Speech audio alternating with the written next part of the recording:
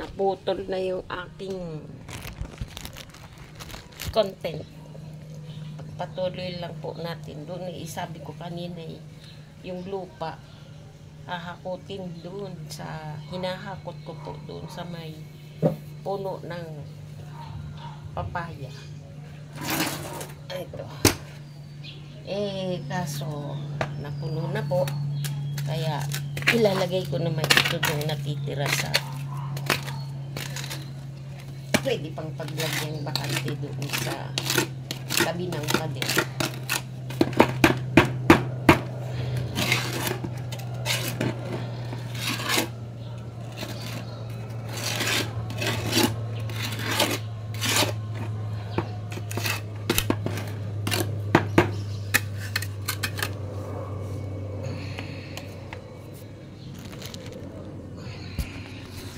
Takutin natin.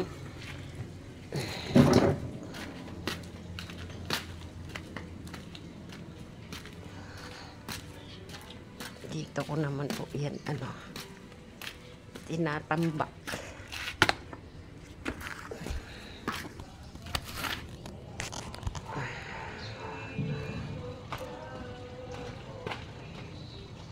Kasi ito medyo na ang lupa dahil ang mga pusa dudumi, dadakutin mo ang lupa panipis ng panipis. Hindi mo naman kasi mautusan ng pusa na sa CR magdumi. Siyempre haharap talaga sila ng lupa na mapagkakamutan nila para sila dumi.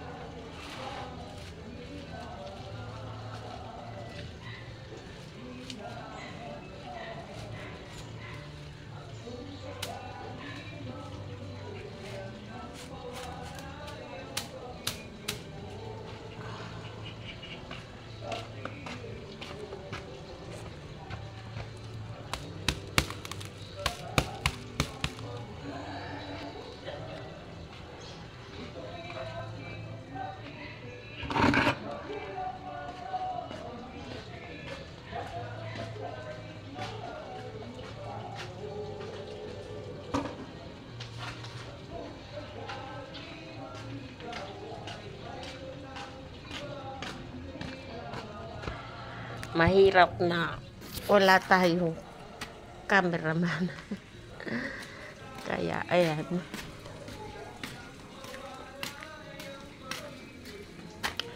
siguro balang araw may awa ang Diyos makakukuha rin tayo ng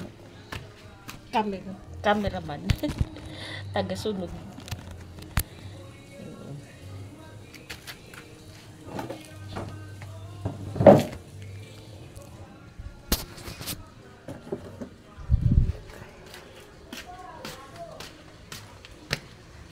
Maganda ang sikat ng araw ngayon, pero mukhang may uulan din.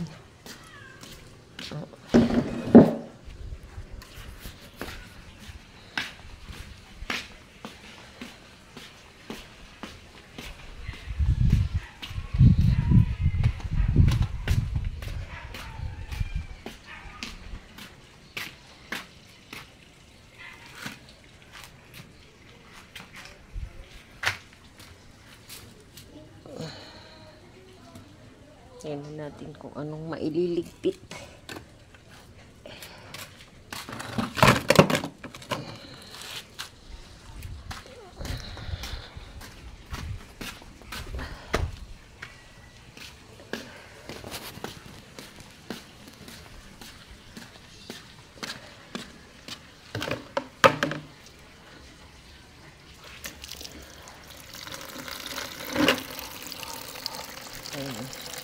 Meron pa rin po kami ditong bagong tinatanim na ampalaya. Pagagapangin ko yung gini. Lalagyan ko ng balag. Padiretsong pagayon. Para marami. Mas mainam. Hindi ka nabibili. Ang mahal pa naman po ng dahon ng ampalaya ngayon.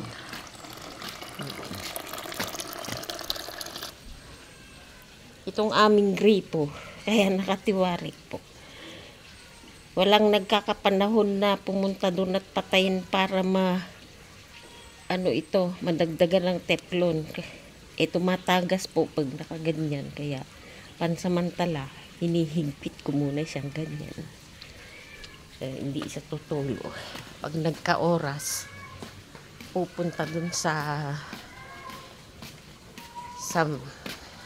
patayan ng gripo para madagdagan ng teflon ng mga gripo namin. Tingnan po ninyo, mga nakatiwarik, kulang na sa teflon.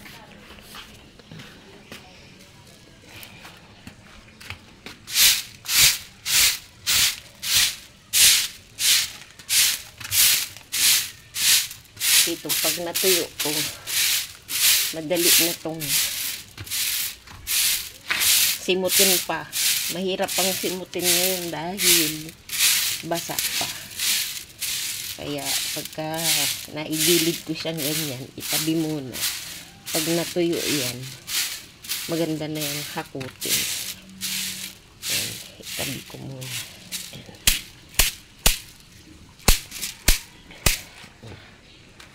Ayan. So, ayan po, pansamantala. Magpapaalam na muna po ako. Kita-kita po tayo sa susunod ko pang mga upload. Sana po manatili kayong nakasubaybay sa aking mga gagawin pang mga content.